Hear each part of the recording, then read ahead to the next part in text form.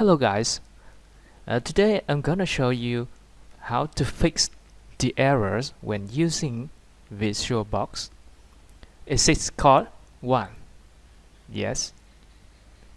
Yeah, well, I have been making the virtual machines and create Windows 7 32-bit.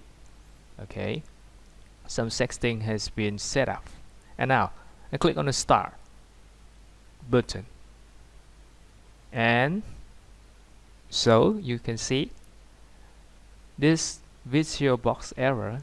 The virtual machine has been terminated unexpectedly during startup with access code 1. So how to fix this? It is simple, but first I will check again the setting ups. Yeah, nothing is okay, no problems, no errors. Yes.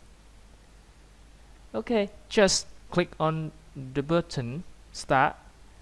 At the right you can see 3 options. Click on detachable start, and yeah, you can see it's start. So it's simply that you just run the VirtualBox as detachable.